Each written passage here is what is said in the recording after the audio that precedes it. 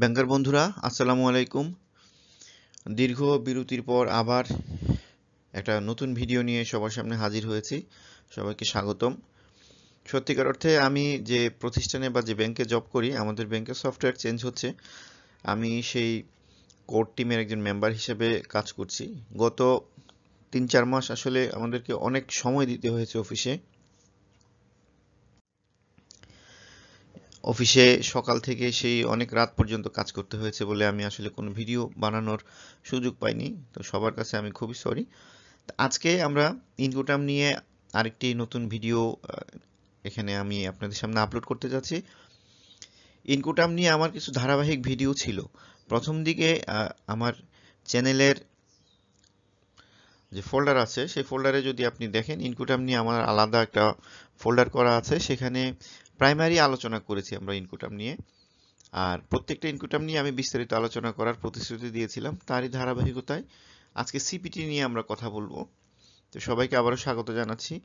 আপনারা জানেন সিপিটি হচ্ছে ক্যারেজ পেড টু, এবং সিপিটির পরে আমরা একটা প্লেসের নাম বলি।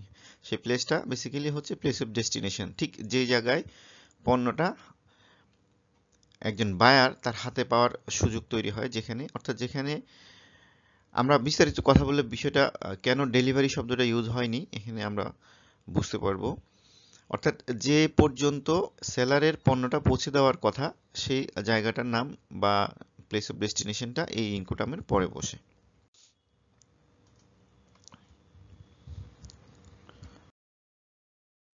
সবাইকে আবারও অনেক অনেক কৃতজ্ঞতা যারা আমার পাশে ছিলেন এবং কষ্ট করে আমার ভিডিওগুলো দেখছেন, যারা সাবস্ক্রাইব করেছেন, আমাকে লাইক দিচ্ছেন বা কমেন্টস করে জানাচ্ছেন। আপনারা যখন এই ইন্টারনেটে ইনকোটাম নিয়ে কোনো পড়াশোনা করতে যাবেন, দেখবেন এই ধরনের অনেকগুলো ছবির পাবেন আপনারা। হ্যাঁ, এই ছবিগুলো এক একটা ছবি এক এক রকম। যারা ইনকোটাম সম্পর্কে জানেন, একটু ভালো জানেন বা মোটামুটি জানেন, তাদের কাছে ছবির ব্যাখ্যা খুব বেশি কঠিন না, কিন্তু যারা একদম নতুন বা খুব বেশি জানেন না বা শেখার চেষ্টা করছেন তাদের জন্য এই ছবিগুলো একটু দুর্বোধ্য মনে হবে। আমি প্রাথমিক আলোচনাগুলো আগেই করে রেখেছি, সো আজকে প্রাথমিক আলোচনায় যাব না। তো চলুন একটু শুরু করি, একটু ডিপ আলোচনা হবে এখানে। সিপিটি বলতে আমরা কি বুঝছি, যে ক্যারেজ পেড টু। তো সিপিটিতে কি হয়, এটা সব মোডে কিন্তু ব্যবহার করা যায়। অর্থাৎ আপনি সিতে, এয়ারে, রেলে, রোডে, যেখানে যে মোডেই আপনি চান সেখানে সিপিটি ব্যবহার করতে পারবেন। আপনারা জানেন যে কিছু কিছু ইনকোটাম কিন্তু স্পেসিফিক একটা মোডের জন্য ফিক্সড, আর কিছু ইনকোটাম যে কোনো মোডে আপনি ব্যবহার করতে পারেন। এখানে আমরা যে প্লেসটা ইনকোটামের পরে ব্যবহার করব সেটা হচ্ছে আসলে basically destination, not point of delivery বা প্লেস অফ ডেলিভারি। তার মানে কি বোঝাচ্ছে, এখানে দুইটা প্লেস, এখানে এই ইনকোটামে খুবই ইম্পর্টেন্ট রোল আছে দুইটা প্লেসের, সেটা নিয়ে আমরা একটু পরে কথা বলছি। এই দুইটা প্লেস, একটা হচ্ছে পয়েন্ট অফ ডেলিভারি, অর্থাৎ যেখানে পণ্যটা ডেলিভারি দেয়া হয়েছে বলে গণ্য করা হচ্ছে, আরেকটা হচ্ছে যে জায়গায় সেলার পণ্যটা পৌঁছে দিচ্ছে। অর্থাৎ এখান থেকে আপনি বুঝতে পারছেন যে সেলারের ডেলিভারি পয়েন্ট এবং ডেস্টিনেশন পয়েন্ট আসলে এখানে এক না। আর এই কারণে দেখেন risk and cost shift to buyer at different place. আমরা জানি ইনকোটামগুলো যে কয়েকটা বিষয় নিয়ে খুব বেশি আলোচনা করে, তার মধ্যে হচ্ছে শিফট অফ আপনার রিস্কটা কোথায় ট্রান্সফার হচ্ছে, কোথায় ডেলিভারি হচ্ছে, এবং খরচগুলো কে দিচ্ছে, এগুলো নিয়ে আসলে ইনকোটাম কথা বলে। তো এখানে যেহেতু প্লেস দুইটা ভিন্ন, একটা হচ্ছে প্লেস অফ ডেলিভারি বা পয়েন্ট অফ ডেলিভারি যেভাবে বলেন না কেন, আরেকটা হচ্ছে ডেস্টিনেশন প্লেস, তাহলে এখানে রিস্কটাও আগে ট্রান্সফার হয়ে যাচ্ছে, কিন্তু খরচ সেলার বিয়ার করতেছে একদম প্লেস অফ ডেস্টিনেশন পর্যন্ত। আচ্ছা, আমরা একটু বিস্তারিত কথা বলবো এখনই। আচ্ছা, ডেলিভারিটা কখন হচ্ছে? Delivery when seller hands goods over to the carrier but seller pay for transport without bearing transport risk. আর আরেকটা পয়েন্ট হচ্ছে seller responsible for export, buyer responsible for import where applicable. আচ্ছা, এই যে চিত্রটা দেখছেন এখানে, দেখেন এখানে হচ্ছে সেলারের কান্ট্রিটা, সেলারের প্রেমিস, এখানে কিছু ল্যান্ড দেওয়া আছে সি, এরপর আবার বায়ারের প্রেমিস। এখন যদি এমন হয় যে সেলার সরাসরি, এটা যদি এমন হয় যে এটা একটা এয়ারপোর্ট, সেলার এই এয়ারপোর্ট থেকে পণ্যটা, এখানে একটা এয়ারপোর্ট, সে সাধারণ ইন্টারন্যাশনাল এয়ারপোর্ট, আর এটা চীনের একটা সে বেজিং এয়ারপোর্ট। তো সেলার বেজিং এয়ারপোর্টে তার পণ্যটা এনে বিমানে উঠাই দিল, এরপর বিমানে সে শাহজালালে নামলো। তো আমাদের এই কথার যে সারাংশ সেটা হচ্ছে সেলার যখন বিমানে পণ্যটা তুলে দিল, অর্থাৎ এই ক্যারিয়ারে তুলে দিল, সেক্ষেত্রে তার এই পণ্যটা ক্যারিয়ারে উঠানোর পরই আসলে এটা ডেলিভারি কমপ্লিট হয়ে গেল। কিন্তু সেলার এই যে বিমান ভাড়াটা কিন্তু সেলার দিচ্ছে, এবং বাংলাদেশের শাহজালাল ইন্টারন্যাশনাল এয়ারপোর্ট পর্যন্ত এই বিমান ভাড়া কিন্তু সেলার দিয়ে দিচ্ছে।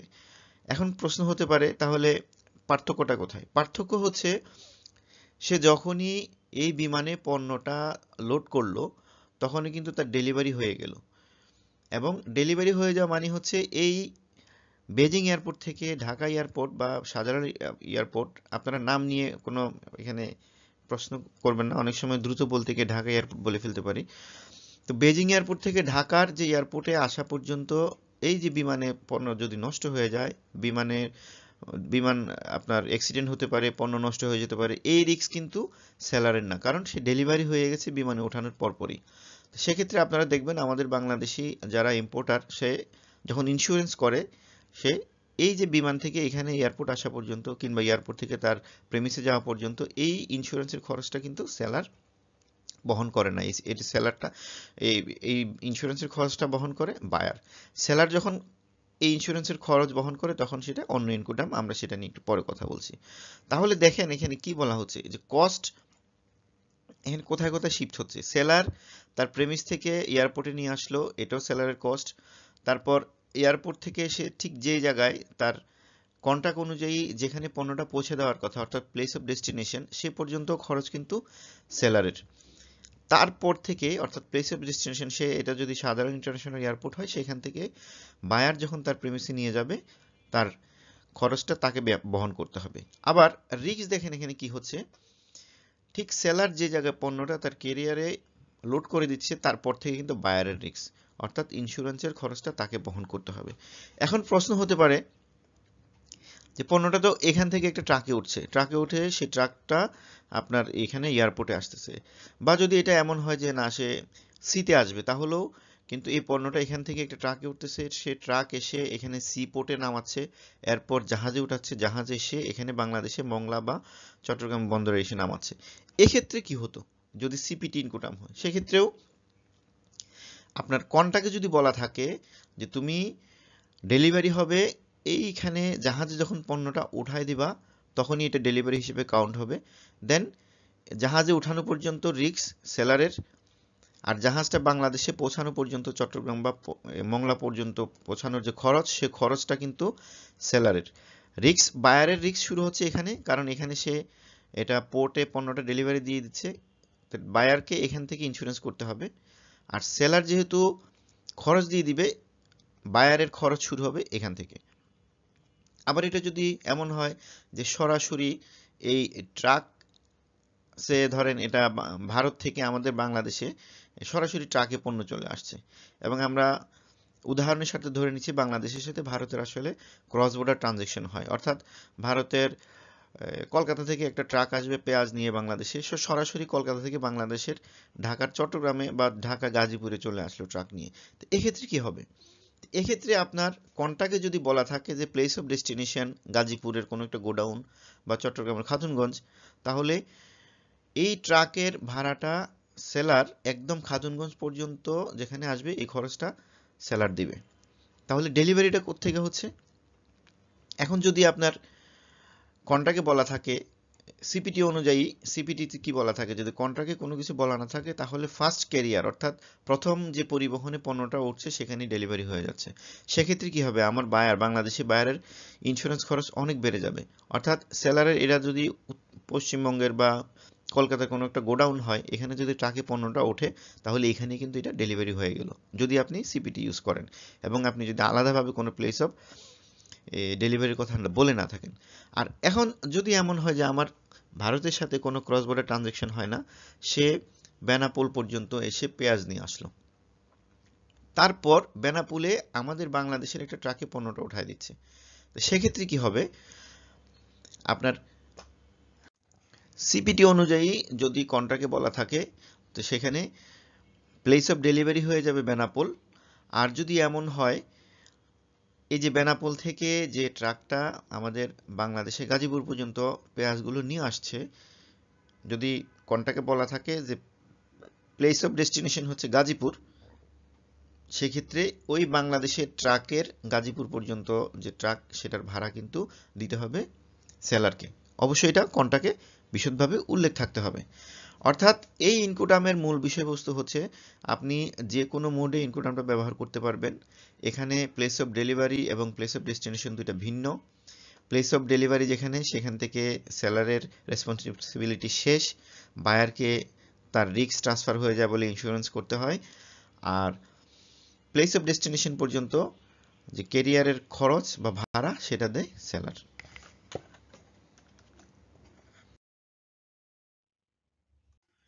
এই ক্রিটিক্যাল পয়েন্টগুলো কিন্তু আপনার আইসিসির যে ইনকোটামের পাবলিকেশন, এই ছবিটা ওইখান থেকে নেওয়া। তো আপনারা এই ছবিটা দেখলে আরেকটু ক্লিয়ার হবেন। ওইখানে কিন্তু ডেলিভারি এবং রিস্ক নিয়ে সম্পূর্ণ বিস্তারিত বলা আছে। যেমন এখানে যেটা বলা হচ্ছে যে carriage paid to means seller deliver the goods and transfer the risk to the buyer by handing them over the carrier. এবং এই ক্যারিয়ারে উঠালো মানে হচ্ছে পণ্যটা ডেলিভারি হয়ে গেল, এবং এই ক্যারিয়ারটার ভাড়া দিচ্ছে হচ্ছে কন্ট্রাক্টেড বাই সেলার, মানে হচ্ছে এটা কন্ট্রাক্ট সেলার ঠিক করে এবং তার ভাড়াটাও সেলার দিয়ে দিচ্ছে। Or by procuring the goods so delivered, এই so delivered, procuring the goods so delivered, আপনি বেশ কিছু ইনকোটাম পাবেন। এটার ব্যাখ্যা আমি কিন্তু আগের ভিডিওগুলোতে দিয়েছি। এই শব্দগুলো বা এই কন্ডিশনটা আসলে ব্যবহার হয় কমিউনিটি গুডসের ক্ষেত্রে, যেগুলো আপনার সেই জাহাজে থাকতেই বিক্রি হয়ে যায়। সে মিডল ইস্ট থেকে একটা অনেক বড় মাদার ভেসেলে কয়েক লক্ষ ব্যারেল নিয়ে একজন বিক্রেতা বের হলো, সেই জাহাজটা আরব সাগরে থাকতে থাকতেই অন্য আরও কয়েকটা জাহাজে আপনার তেলগুলো ডেলিভারি দিল। সেই জাহাজগুলো কোনোটা আফ্রিকায় গেল, কোনোটা এশিয়ায় গেল, কোনোটা বাংলাদেশে আসলো। তো এই প্রকিউরিং দ্য সো ডেলিভার বলতে ওই ধরনের উদাহরণগুলোকে বোঝানো হয়।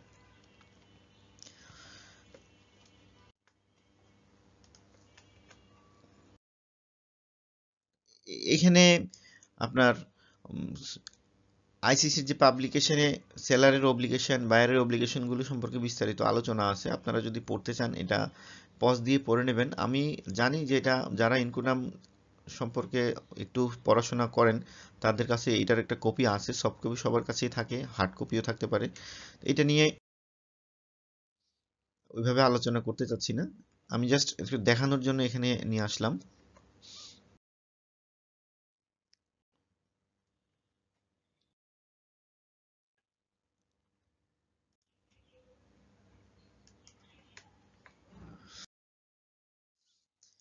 আচ্ছা, এখন আমরা একটু ক্রিটিক্যাল পয়েন্টগুলো নিয়ে একটু কথা বলবো।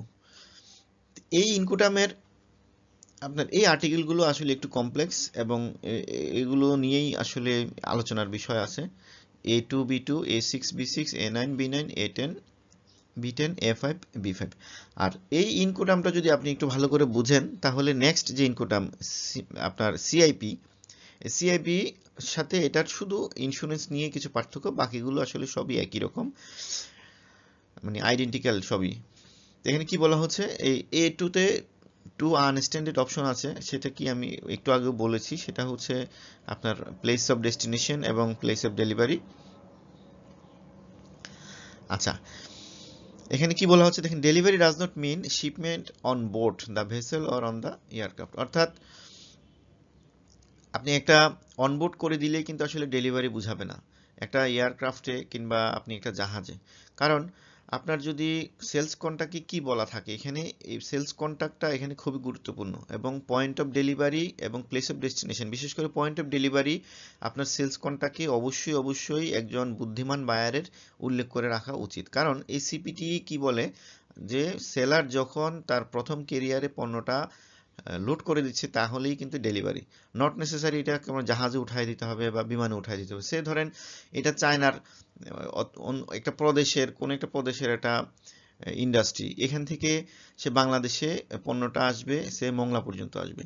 সে কি করতে পারে যে ওই ইন্ডাস্ট্রি থেকে সে হয়তো একটা ট্রাকে করে পণ্যটা তার নিকটস্থ একটা রেলওয়ে ওয়াগন, যেটাকে বলি যে রেলের মাধ্যমে সে এটাকে তার পোর্টে নিয়ে আসতে পারে, বেজিং সিপোর্টে বা কোনো একটা সিপোর্টে নিয়ে আসতে পারে। তো এক্ষেত্রে দেখেন প্রথমে সে ট্রাকে উঠাচ্ছে, এই ট্রাকটা থেকে সে রেলগাড়িতে উঠাচ্ছে, এই রেলগাড়ি থেকে আবার পণ্যটা নেমে কিন্তু জাহাজে উঠছে, সে জাহাজ এসে বাংলাদেশে চট্টগ্রামে নামছে।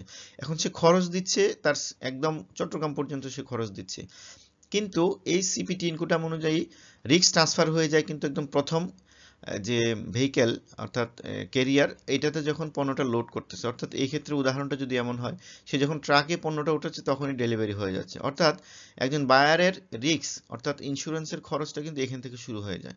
কিন্তু আপনি যদি ইনকোটামে যাই থাকুক না কেন, আপনি যদি সেলস কন্ট্রাক্টে একদম পয়েন্ট অফ ডেলিভারি উল্লেখ করে দেন যে না, তুমি যেহেতু আমার বাংলাদেশ পর্যন্ত জাহাজে আসছে, তুমি জাহাজের উঠানোই আমার পয়েন্ট অফ ডেলিভারি হিসেবে কাউন্ট করবা, সেক্ষেত্রে এই যে আপনার যখন জাহাজে উঠাচ্ছে তখনই ডেলিভারি কাউন্ট হবে।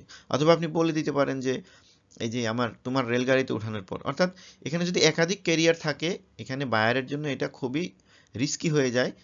যে আপনার গতানুগতিক ইনকোটামে যেভাবে বলা আছে ওইভাবে যদি আপনি বলে দিচ্ছেন, আপনার পিআইতে বা ইন্ডেন্টে যদি স্পেসিফিকলি উল্লেখ করা না থাকে, তাহলে অর্থাৎ সেল কন্ট্রাক্টে যদি উল্লেখ করা না থাকে, বায়ার এখানে রিস্কের মধ্যে পড়ে যায়। তো এখানে আমরা এই কথাটা দিয়ে এটা বোঝাচ্ছি, অনেক সময় আমরা ডেলিভারি বলতে মানে জাহাজে উঠানো বা বিমানে উঠানোকে বুঝি, বিশেষ করে এই ইনকোটামে কিন্তু সেটাকে বোঝানো হয় না। আচ্ছা, not does it mean arrival or when the buyer receive the good. অর্থাৎ ডেলিভারিটা এমন না যে আপনার ঠিক এই চট্টগ্রাম পোর্টে পণ্যটা আসলো তার মানে হচ্ছে আমি ডেলিভারি পেলাম, হাতে পেলাম, বিষয়টা কিন্তু এরকম না। এখানে হচ্ছে আমি রিসিভ করলাম ডেস্টিনেশন প্লেস, কিন্তু ডেলিভারি হয়ে যাচ্ছে অনেক আগেই। এই জন্য এটা এটা আসলে খুবই ক্রিটিক্যাল এই দুইটা প্লেস এই ইনকোটামের জন্য। The seller has no responsibility as to when the goods are eventually shipped or even if they are shipped on board even though they contracted for carriage। আচ্ছা, সেলারের কিন্তু এখানে যদিও সে জাহাজটা সে ভাড়া করতেছে, অর্থাৎ সে তার সেই গোডাউন থেকে ফ্যাক্টরি থেকে একদম চট্টগ্রাম পর্যন্ত আনা পর্যন্ত সমস্ত খরচ কিন্তু সে দিচ্ছে, কিন্তু রিস্ক কিন্তু তার না। এখানে এই চট্টগ্রাম পর্যন্ত আনার ক্ষেত্রে পণ্য যদি কোনো কারণে নষ্ট হয়, সে রিস্ক কিন্তু বায়ারকেই বহন করতে হবে। এই যে A3 তে বলা আছে যে risk of loss or damage to the goods transfer to the buyer at the moment of delivery not on arrival at the destination place. অর্থাৎ বায়ারকে এখানে আসলেই রিস্কটা না, রিস্ক তার আগে থেকে, যখনই ডেলিভারি হবে তখন থেকে তার রিস্ক শুরু। এই জন্য ডেলিভারি পয়েন্টটা উল্লেখ থাকা, স্পেসিফিক থাকা এই সিপিটি ইনকোটার্মের ক্ষেত্রে অবশ্যই খুবই গুরুত্বপূর্ণ রোল প্লে করে।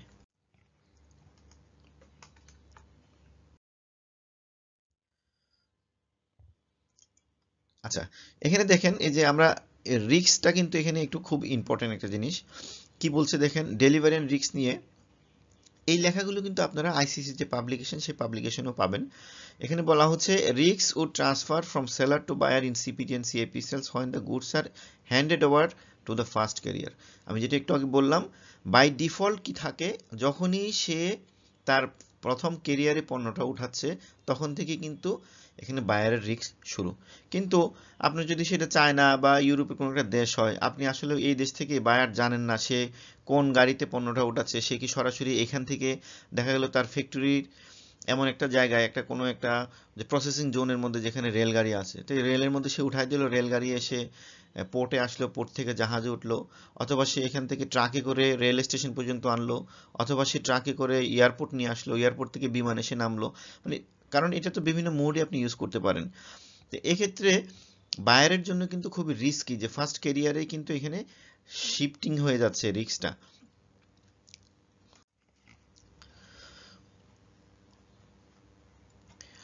The buyer does not know at the stage whether or not the first carrier is responsible for loss or মানে যেটা বলছিলাম যে এখানে যদি একাধিক একটার পর একটা কখনো ট্রাক, কখনো রেলগাড়ি বা কখনো এয়ারপোর্ট থেকে মানে আপনার বিমানে আসছে, বায়ারের দ্বারা এটা কিন্তু আসলে গেস করা কঠিন যে এটা কোনটা ফার্স্ট ক্যারিয়ারে পণ্যটা উঠছে, কিংবা এখানে রেসপন্সিবল কে, বা যে যে ক্যারিয়ারে নিয়ে আসছে ট্রান্সপোর্ট কোম্পানি, সে কোনো পণ্য যদি নষ্ট হয় সে তার এটার জরিমানা দেবে কিনা, এটা নিয়ে আসলে বায়ার একদম আননোন থাকে। এই জন্য এটা বায়ারের খুব রিস্কি একটা পজিশন। আবার যেহেতু এই ভাড়াটা দিচ্ছে, এই যে আনা এই পর্যন্ত আনার খরচটা দিচ্ছে কিন্তু সেলার, তো তো যার কারণে সেলারই কিন্তু এখানে সে ট্রাক ঠিক করতেছে, কখনো রেলগাড়ির ওয়াগন বা কন্টেনার ভাড়া করতেছে, কখনো জাহাজ ভাড়া করতেছে, কখনো প্লেন ভাড়া করতেছে। এটা কিন্তু সম্পূর্ণ কন্ট্রাক্টটা করতেছে কিন্তু সেলার। বায়ারের এখানে বোঝার সুযোগ নেই, বায়ারের এখানে কোনো হস্তক্ষেপ করারও সুযোগ নেই যে কন্ট্রাক্টটা কেমন হচ্ছে, কন্ট্রাক্টে আমার পছন্দ অনুযায়ী ক্লজ দিচ্ছি কিনা। তো এটাও একটা রিস্কি। যেমন এখানে বলছে the buyer is not a party to the contract, has no control over it and will not know its terms yet. Despite this, the buyer would end up bearing the risks in the goods from the very earliest moment of the handing over, possibly without recovery against the first year. অর্থাৎ এখানে বায়ারেরও কিন্তু জানার সুযোগ নেই যে পণ্যটা কোথায় নষ্ট হচ্ছে বা নষ্ট হলে কে এটার দায়ভার গ্রহণ করবে। এজন্য এই ইনকোটাম সিলেক্ট করার ক্ষেত্রে বায়ারকে অবশ্যই খুবই সতর্কতা অবলম্বন করতে হবে।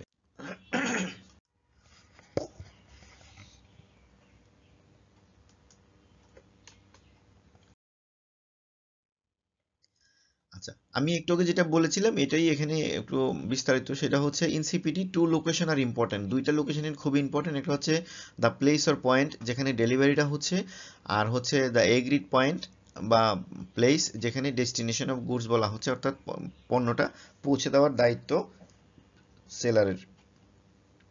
আচ্ছা, এখানে দেখেন where the parties don't agree on a specific place or point of delivery, the default position is that the risks transfer when the goods have been delivered to the first carrier at a point earlier of the seller choosing and over which the buyer has no control. আমি যেটা বললাম, আপনারা যদি sales কন্ট্রাক্টে বা আপনি যে contract করতেছেন সেখানে যদি কোনো স্পেসিফিক প্লেস বা পয়েন্ট অফ ডেলিভারির কথা বলা না থাকে, তাহলে ডিফল্ট হচ্ছে এখানে বায়ার যখনই তার প্রথম ক্যারিয়ারে পণ্যটা উঠাচ্ছে তখনই কিন্তু এখানে এটা ডেলিভারি হিসেবে কাউন্ট হয়ে যাচ্ছে। সেটা এই যে ফার্স্ট ক্যারিয়ার, অর্থাৎ ফার্স্ট ক্যারিয়ারের যেখানে পণ্যটা উঠানো হচ্ছে। তো এক্ষেত্রে বায়ারের আসলে কোনো কন্ট্রোল নেই। আমি একটু আগে যেটা বলছি যে ওটা দূরের কোনো দেশ থেকে যদি আসে, আপনি যদি উল্লেখ না করেন আপনার কন্ট্রাক্টে বা এলসিতে উল্লেখ করে না দেন বা সেলস কন্ট্রাক্টে উল্লেখ না থাকে, তাহলে কিন্তু বাই ডিফল্ট কি হচ্ছে যে সেলার যখনই তার কোনো একটা পরিবহনে পণ্যটা উঠেছে তখনই ডেলিভারি হয়ে যাচ্ছে। Should the parties wish to risk to transfer at a later stage or indicate an earlier one, they need to specify this in their contract of sale and to clarify, carefully think through the consequence of so doing in case of the goods are lost or damaged. অর্থাৎ আমি যেটা বলতেছিলাম একটু সেটা হচ্ছে এখানে সে যদি letter স্টেজে, অর্থাৎ এখানে এই যে বললাম যে প্রথমে ট্রাকে উঠলো, এরপর ট্রেনে উঠলো, এরপর জাহাজে উঠলো, সে কোন স্টেজে সে আসলে ডেলিভারিটা মানে নিতে চায়, অর্থাৎ ডেলিভারি কাউন্ট হবে কোন স্টেজে আসার পর, সেটা আগে থেকেই তাকে অবশ্যই চিন্তা করে নিতে হবে এবং এটার কনসিকুয়েন্সগুলো, এটার পরে কি হতে পারে, রিস্ক কি কি রিস্ক হতে পারে, এবং রিস্ক হলে এই রিস্কটা যেহেতু বায়ারের, সেই রিস্কটা কিভাবে সামলাবে, কোত্থেকে ডেলিভারি হলে তার সামাল দেওয়া সহজ। সে ধরেন আপনি যখন ইম্পোর্ট করছেন আপনার এটা জাহাজেই আসবে, এখন জাহাজে উঠানোর পর থেকে মানে জাহাজে উঠানোর পর যদি আপনি ডেলিভারি নেন, তাহলে আপনার জন্য সহজে একটা ইন্স্যুরেন্স কোম্পানির মাধ্যমে সে এটা চীনের কোনো একটা সিপোর্ট থেকে বাংলাদেশের সিপোর্ট পর্যন্ত আসার ইন্স্যুরেন্সটা আপনি করতে পারতেছেন। কিন্তু যদি এমন হয় যে ডেলিভারিটা হয়ে যাচ্ছে চীনেরই কোনো একটা প্লেসে, সেক্ষেত্রে আপনি কিন্তু বাংলাদেশের কোনো একটা ইন্স্যুরেন্স কোম্পানি কিন্তু ওই চীনের ওই প্লেস থেকে আপনার বাংলাদেশ পর্যন্ত ইন্স্যুরেন্স করতে পারবে না এবং সেটা আপনাকে অ্যালাউ করবে না আমাদের অথরিটি। সো এই জন্য আপনাকে অবশ্যই এই কন্ট্রাক্টটা করার সময় এই কনসিকুয়েন্সগুলো বিবেচনা করে দেন কন্ট্রাক্ট করতে হবে। আচ্ছা, আরেকটা ইম্পর্টেন্ট জিনিস হচ্ছে কস্ট অফ আনলোডিং ডেস্টিনেশন। এই যে সেলার পণ্যটা পৌঁছে দিচ্ছে, সে বাংলাদেশে এটা মংলা পোর্টে আসলো, আসা পর্যন্ত সেলারের খরচ আমরা জানি। এখন এই যে জাহাজে পণ্যটা নিয়ে আসলো, জাহাজটা, এই জাহাজ থেকে পণ্যটা তো আমাকে এই যে মংলা পোর্টে বা চট্টগ্রাম পোর্টে এটা নামাতে হবে, নামানোর খরচ কে দিবে? এখানে কি বলা হচ্ছে, একদম স্পেসিফিকলি বলা হচ্ছে, if the seller incurs cost under its contract of carriage related to the unloading at the name place of destination, the seller is not entitled to recover such cost separately from the buyer unless otherwise agreed between the party. অর্থাৎ by default সেলারের আসলে বায়ারের কাছ থেকে এই যে আনলোডের যে খরচ সেটা নেওয়ার কোনো সুযোগ নেই। আপনি আলাদাভাবে আপনার পিআইতে কিন্তু এটা বা বলতে পারবেন না, অথবা আলাদাভাবে আপনি ওর কাছ থেকে এটা নিতে পারবেন না। অর্থাৎ এখানে যেটা বলা হচ্ছে, ইন্ডিকেট করা হচ্ছে, সেটা হচ্ছে আপনি যখন পণ্যের দাম নির্ধারণ করবেন, একজন সেলার বায়ারের মধ্যে যখন কন্ট্রাক্ট হবে, সেলার কিন্তু অবশ্যই তার যদি এমন হয় সেটা আনলোড করে দিতে হয় এবং আনলোডের যে খরচ থাকবে সেটাও কিন্তু সেটা দামের সাথে এমনভাবে অ্যাড করে নিবে যেটা আলাদাভাবে তার এখানে আনলোডিং কস্ট সে নিতে না হয়। আর যদি সেলার বায়ার এগ্রি হয়, দুজনেই এগ্রি হয় যে না ঠিক আছে আমি আনলোডিং খরচটা আলাদা দিব, সেটা ভিন্ন কথা, সেটা কিন্তু সম্ভব।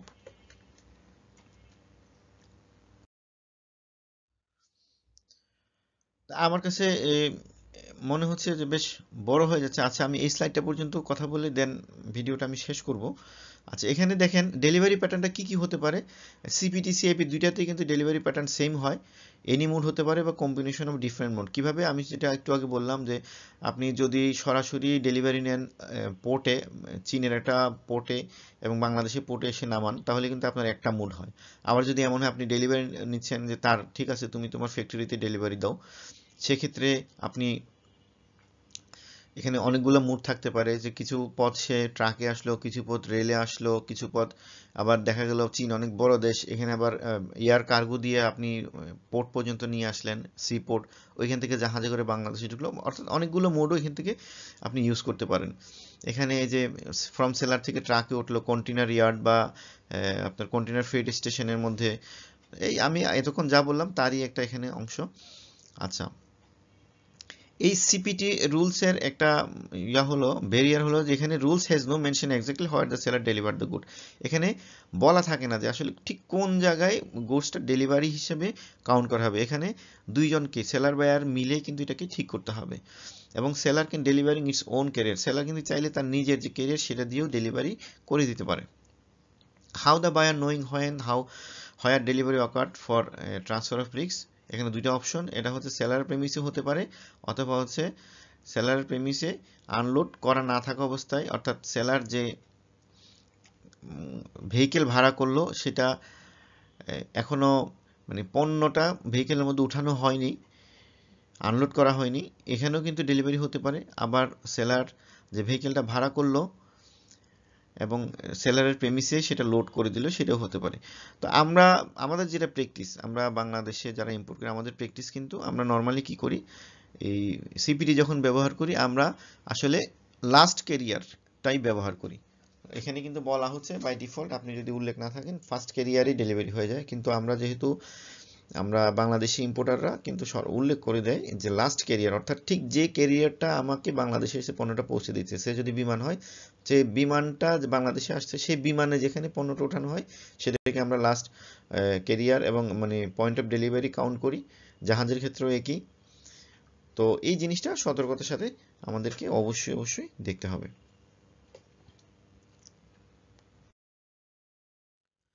ভিডিওটা আসলে একটু বড়ই হয়ে গেল, আমি এখানে শেষ করছি। পরের অংশ আমরা ইনশাল্লাহ নেক্সট ভিডিওতে কথা বলবো, দেন আমরা সিআইপি নিয়ে কথা বলবো। তো সে পর্যন্ত সবাই ভালো থাকুন, সুস্থ থাকুন, আবার কথা হবে, দেখা হবে। যারা কষ্ট করে আমার ভিডিওটি দেখলেন সবার প্রতি কৃতজ্ঞতা, এবং ভিডিওটি একটু লাইক দেবেন, কমেন্টস করবেন, শেয়ার করবেন অন্যদের সাথে যাতে অন্যরা উপকৃত হয়, এবং কমেন্টস করে জানাবেন কোনো প্রশ্ন থাকলে জানাবেন বা কোন ধরনের ভিডিও চান সেটাও জানাবেন। সবার প্রতি অনেক অনেক কৃতজ্ঞতা, সবার প্রতি ভালোবাসা রইল। আল্লাহ হাফিজ, আসসালামু আলাইকুম।